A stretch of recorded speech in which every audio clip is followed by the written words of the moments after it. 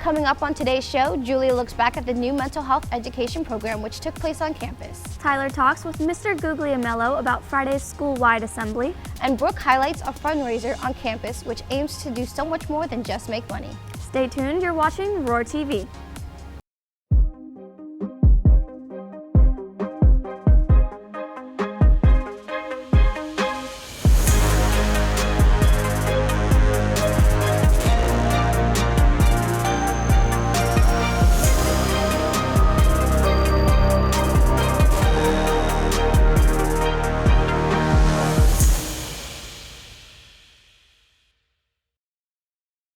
Good morning, Oviedo. I'm Rebecca Campbell. And I'm Brooke Tyler. Today is Wednesday, February 5th, 2020. I can't believe we're already halfway through the third quarter. I know. I need to make sure to get all my grades up before progress reports come out.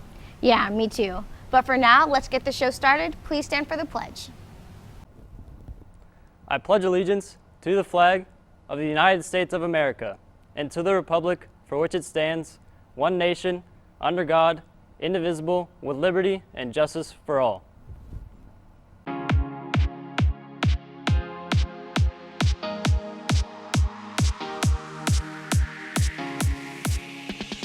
Hey Oviedo, it's Stella here with this week's question on Twitter.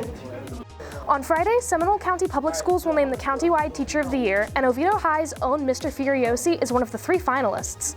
This week, tell us about a teacher, past or present, who has made a difference and inspired you. Let us know using hashtag TellOHS, and you could see your response on the broadcast. That's it for me. Let's get back to the show. Last summer, the Florida Board of Education voted to require all public school students in grades 6 through 12 to take at least 5 hours of mental health training each year. And just over a week ago, our campus went through the process of fulfilling that requirement over the course of 2 school days. Reporter Julia Hoffman looks at how this new routine went for its first year. In the summer of 2019, the Florida Board of Education passed an initiative requiring mandatory mental health training for students in grades 6 through 12. According to the National Alliance of Mental Illness, about half of all mental illness cases begin by age 14, and of the youth who live with a mental illness condition, less than half receive the services they need. From the mental health training, I hope the students learn how to identify a student who might need help or to identify in themselves if they need to go get assistance. Though the county selected the content of the training, how the schools would work in the required 5 hours of instruction was left primarily to them. Oviedo High chose a modified block schedule over the course of 2 days. The schools themselves didn't pick the actual curriculum. The district chose to use the EverFi platform. Each school is different, so we all have specific needs on our campuses. We thought it would be best if we did it in 2 days, and that's why we blocked up those 2 days so that we could have more time to give the instructional materials to students. But for some students, 5 hours of online content in 2 days proved to be a strain on their attention spans. It was just projected on the screen, and I felt that I wasn't very engaged, and so I kind of found myself not really paying attention to most of the presentation.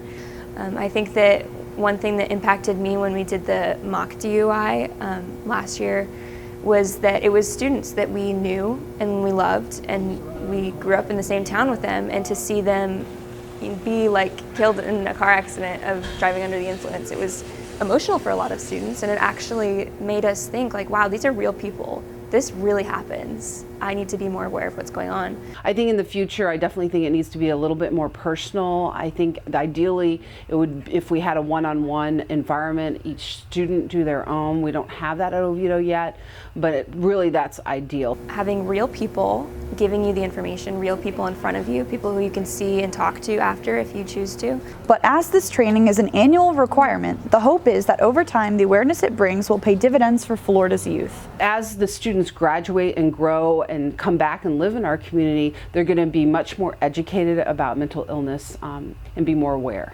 For Roar TV, I'm Julia Hoffman. On Friday, the campus will find itself on a bell schedule normally reserved for pep rally days. But instead of a pep rally, we'll be having a different assembly in the gym. Reporter Tyler Crush spoke with Mr. Guglielmello to learn a bit more.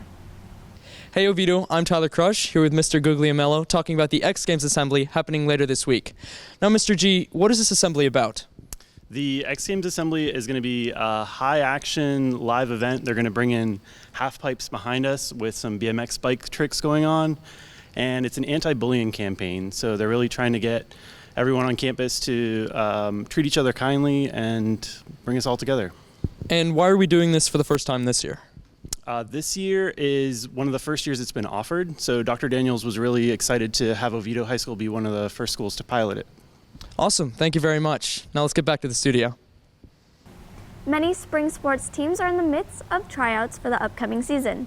But winter sports aren't quite done, as there is a great deal of postseason action taking place. Riley Finnegan is in studio for this morning's O-Town Sports Report.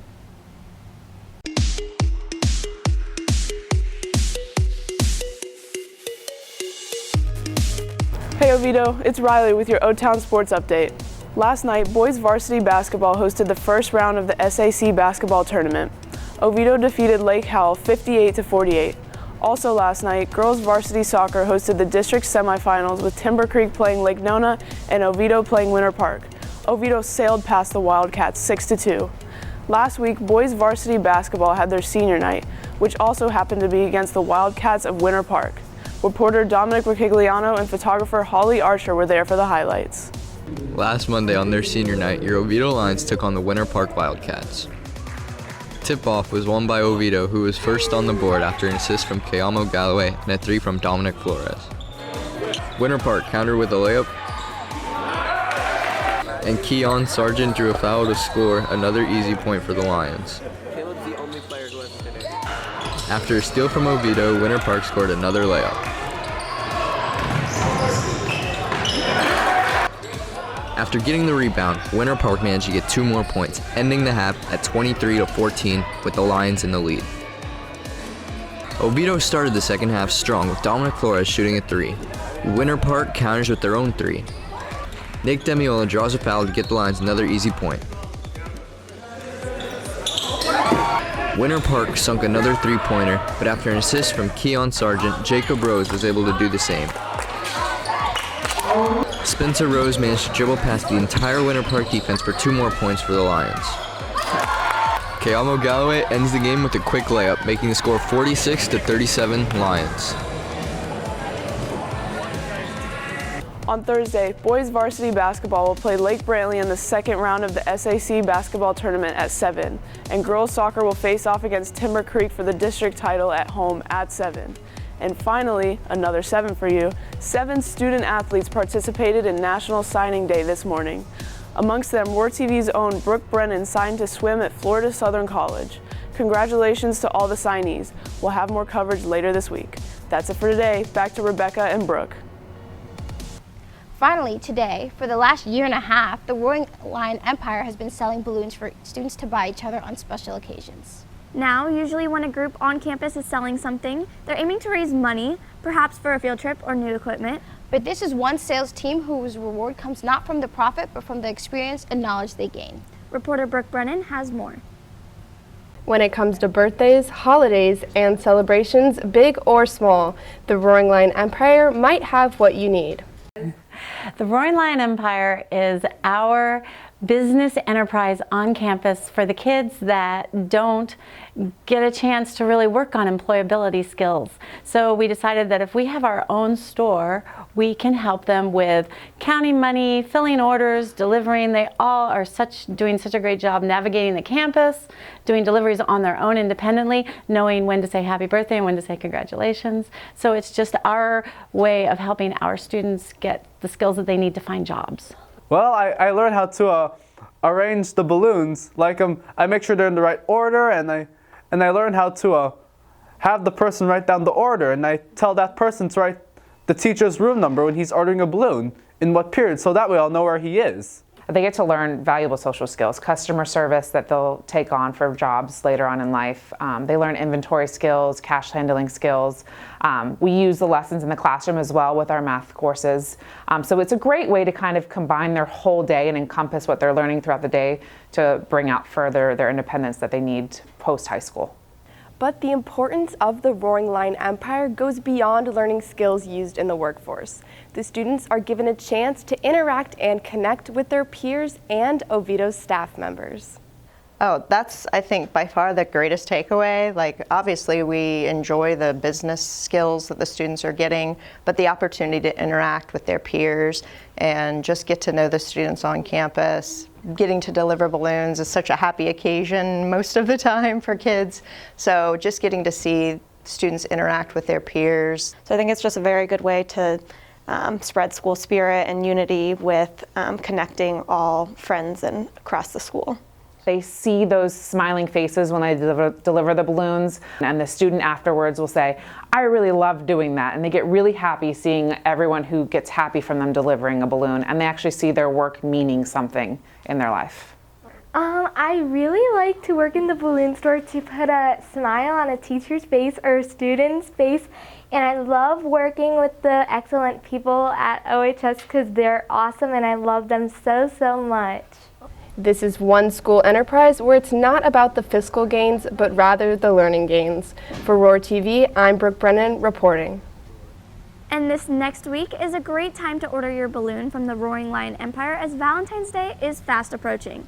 You can stop by their store in the Media Center before school or in the Commons at lunch. That'll wrap up today's show. A reminder that tomorrow we'll have this week's Teacher of the Week. Until then, have a great Wednesday. We'll see you back here tomorrow.